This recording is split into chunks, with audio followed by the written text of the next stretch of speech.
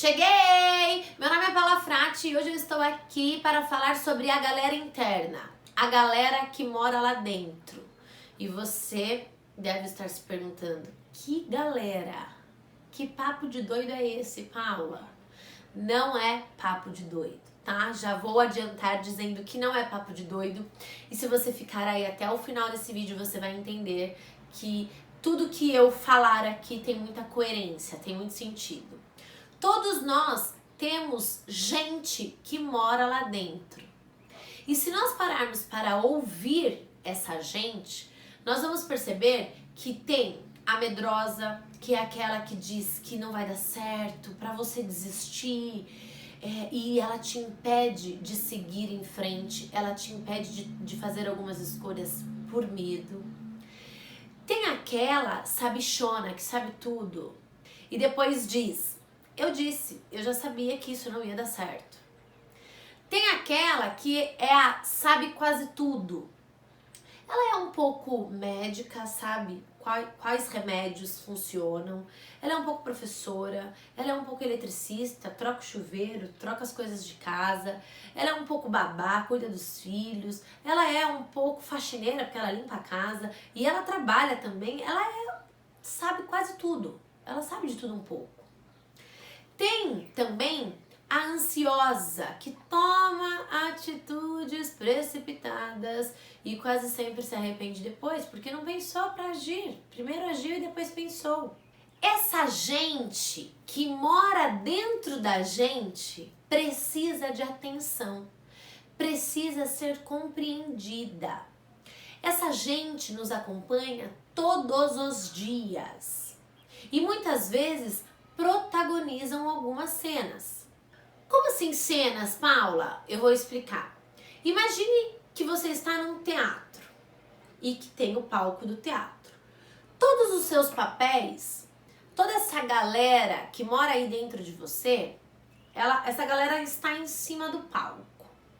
Então, quem faz parte dessa galera?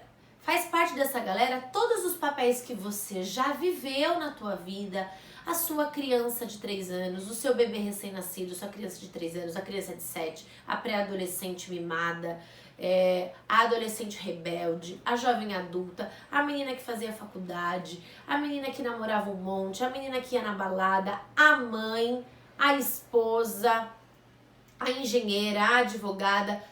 Todos os papéis que você já desempenhou ao longo da vida e todos aqueles que você desempenha até hoje estão em cima de um palco.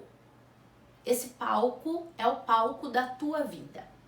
Só que apenas um personagem, apenas um papel pode protagonizar a cena. Então, sempre que você vai viver, por exemplo, vai desempenhar o teu papel materno, você chama para protagonizar a cena a mãe, a sua mãe interna. Se você vai viver, vamos imaginar que você é advogada. Se você vai trabalhar, quem vai protagonizar a cena é a advogada. Vou dar um exemplo pessoal. Eu estou aqui no meu consultório gravando esse vídeo para vocês e eu estou assumindo o meu papel profissional. Então, quem tá aqui protagonizando essa cena é a Paula psicóloga. Não dá para eu trazer para a cena a Paula criança, porque criança não consegue trabalhar, criança não se forma em psicologia, então criança não protagoniza cenas de adulto, certo? Mas vamos imaginar que eu vou brincar com uma criança despretensiosamente, fora desse contexto profissional. Eu posso sim chamar a minha criança interna para protagonizar a cena, porque eu preciso entrar no lúdico, eu preciso mergulhar no mundo da criança. Se eu levar a minha adulta para brincar com uma criança, muito provavelmente vai ficar chato e essa criança vai perder o interesse em brincar comigo. Então, faz todo sentido a minha criança interna protagonizar essa cena, mas não faz o menor sentido a minha criança interna protagonizar essa cena atual aqui, onde eu estou falando com vocês. Alguns papéis são muito conscientes para nós, outros nem tanto. Quem protagoniza a cena é quem toma as decisões.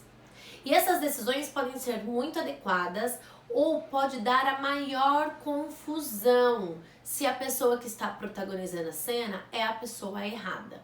Então, se eu trago a minha criança interna para trabalhar, vai dar a maior confusão com os meus pacientes, porque a minha criança interna não é capaz de atender os meus pacientes. E para isso, eu vou exemplificar com um diálogo que eu tive com uma paciente há algum tempo atrás. É uma paciente que tem muito medo de procedimentos médicos, todos os tipos de procedimentos médicos, tirar sangue, fazer exames, enfim. Aliás, só de ir ao médico ela já fica muito nervosa, muito ansiosa. E ela usa óculos e ela queria muito fazer aquela cirurgia de correção de miopia, muito. Ela ainda quer, porque ela ainda não fez. E ela já é uma adulta, tá? E aí, em conversa comigo, ela me perguntou: Paula, você acha que eu consigo fazer a cirurgia de correção de miopia? E eu respondi pra ela dizendo: depende. E ela disse: depende do quê? Eu falei: depende de quem for.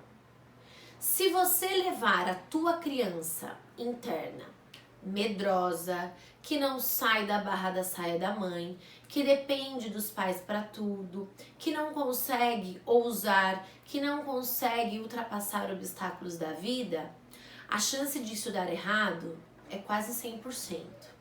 Porque você vai chegar na porta do médico e você vai chorar igual criança, porque a tua criança estará direcionando essa cena. A sua criança estará protagonizando essa cena.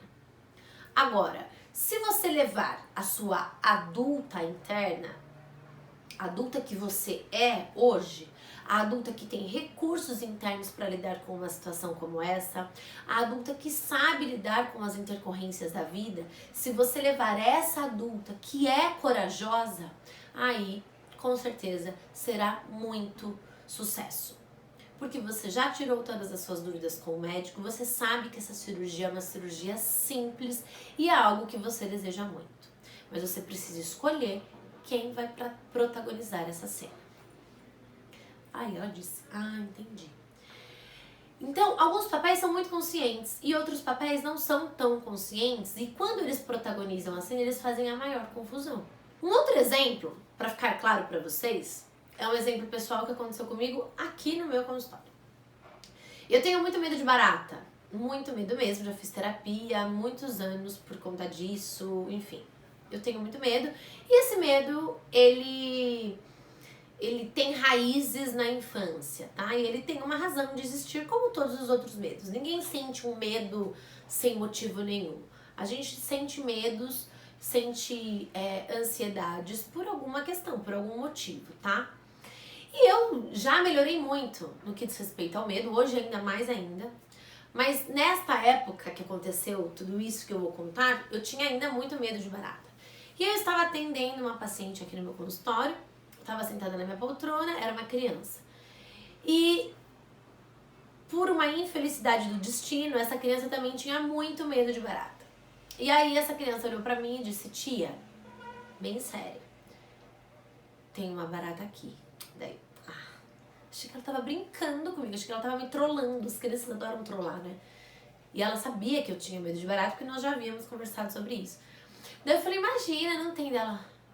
Tem, tia, tem uma barata aqui. E apontou assim pra parede que estava atrás de mim.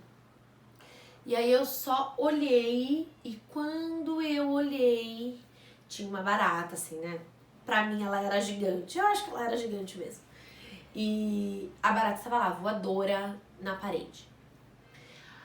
Naquele momento eu estava no meu papel profissional, mas quem começou a gritar para protagonizar a cena foi a minha criança interna.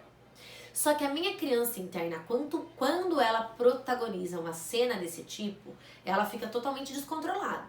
Então eu choro, eu me descontrolo, eu não consigo tomar nenhuma decisão racional. E naquele momento eu estava onde? No meu trabalho. Eu estava atendendo uma paciente. Como que eu ia me descontrolar? Eu não podia fazer isso. Porque ela também tem medo. E ela sim é uma criança. Eu não, eu sou uma adulta, psicóloga, profissional. Então, naquele momento, de uma forma muito rápida, eu tive essa consciência de que minha criança interna queria protagonizar a cena, mas eu disse, não dá. Você não cabe neste lugar e nesta cena. Volta pro jardim da infância. Vai procurar tua turma. Pelo amor de Deus, me deixa resolver isso. Coloquei a criança interna pra trás, no meu palco, certo? Falei, você fica pra trás. Quem vai protagonizar essa cena aqui é a Paula adulta profissional. E aí eu não consegui matar barata, obviamente, porque eu ainda não consigo, tenho medo. Mas eu consegui, aqui na clínica tem 2 salas, né? Eu consegui tirar a criança, né? Eu falei, fica tranquila, nós vamos sair desse consultório. Saímos do consultório, eu chamei o segurança do prédio, ele veio, ele matou a barata e nós continuamos a sessão depois na sala ao lado. Foi o melhor que a minha adulta conseguiu fazer, mas deu tudo certo. Depois a terapia continuou, isso virou até conteúdo de terapia e deu tudo certo. Mas se eu deixasse a minha criança interna protagonizar essa cena, ia ser a maior confusão. Então a gente precisa ter muita consciência dos nossos papéis.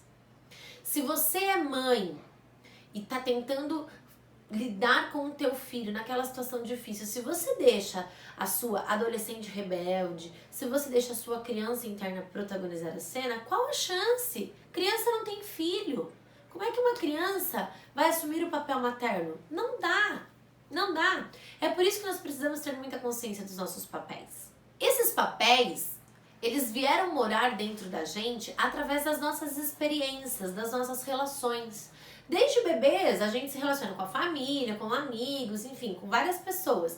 E nós vamos introjetando, ou seja, colocando para dentro, absorvendo os aspectos da personalidade desses papéis e vamos construindo os papéis que vão morar dentro de nós.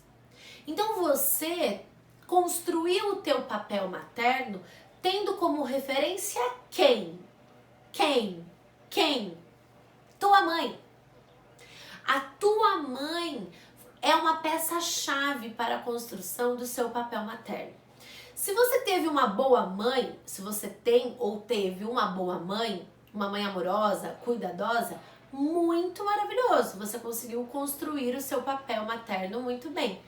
Mas se você não teve uma mãe tão maravilhosa assim, uma mãe ausente, uma mãe negligente ou uma mãe muito brava, enfim, né? Tantos perfis de mães são possíveis. Muito provavelmente você construiu o seu papel materno tendo que lidar com essas adversidades. E nós temos alguns papéis feridos, traumatizados, papéis que precisam de cuidado. Por mais que você diga, não, eu não me pareço com a minha mãe, eu não tenho nada a ver com a minha mãe e com o meu pai, e eu iria odiar parecer com eles. Por mais que você diga isso para si mesma, você tem que concordar comigo que vocês são sim parecidos, muito mais do que você gostaria.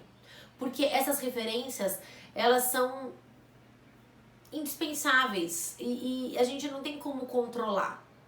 Quanto mais consciência você tem dessas referências, mais possibilidades de mudanças, mais você pode moldar o quanto essas referências vão fazer parte da tua vida. No vídeo que eu falo das moedas, onde estão as moedas, eu falo muito disso. Aquilo que nós reprovamos nos aprisiona e aquilo que nós amamos nos liberta. Então, quanto mais você reprova os teus pais e a referência que eles têm na tua vida, mais você estará aprisionada a essas referências. E quanto mais você entende, porque amor aqui não significa amor no sentido romântico, tá? Amor significa entender, aceitar que sim, essas são as suas referências e ser grata a essas referências. Quanto mais você ama, então nesse sentido, mais você pode se libertar dessas referências e fazer diferente para você, para tua vida. Por que eu tô falando disso tudo? Porque é muito importante você ter consciência de onde veio o seu papel materno e de onde vêm os seus outros papéis. Vamos imaginar que você é uma advogada e que você chega na tua casa e não consegue sair. A advogada continua protagonizando a cena. Qual é o interesse de uma criança em se relacionar com uma advogada? Nenhum. Essa criança, ela quer o quê? A mãe. E você precisa ativar o seu papel materno. E você precisa entender de que forma você construiu o seu papel materno. Se o seu papel materno foi construído em cima de muitas mágoas, de muitos traumas, você precisa cuidar disso e ressignificar para não passar para frente. Para não se culpar, para não se julgar, para não se sentir uma péssima mãe. Você precisa ter consciência desses papéis. É muito importante ter consciência dos papéis. E digo mais, não é possível se desfazer de nenhum papel. Ai, eu odeio a minha criança interna, ela é uma chata, mimada, ela me faz mal, ela me faz sofrer, ela me faz tomar as atitudes erradas, eu quero matar a minha criança interna. Esquece, é impossível. Se você matar um papel, você mata todos. Porque todos são muito importantes e todos constituem quem você é hoje. Se eles foram construídos na tua vida, existe uma razão, existe um porquê deles estarem aí. Então você precisa respeitar e cuidar dos seus papéis internos. Cuidar dos papéis internos facilita que os personagens certos protagonizem as cenas adequadas. E facilita que não haja essa confusão desses exemplos todos que eu dei aqui pra vocês, certo? Então, eu quero que você faça um exercício aí na tua casa. Pensa, quais são os papéis que estão em cima do palco da tua vida? Coloca no papel, escreve, anota. Quais os papéis que moram dentro de mim? Quem faz parte da minha galera interna? Coloca aí e depois comenta aqui embaixo, porque eu quero conhecer a sua galera interna. Um beijo!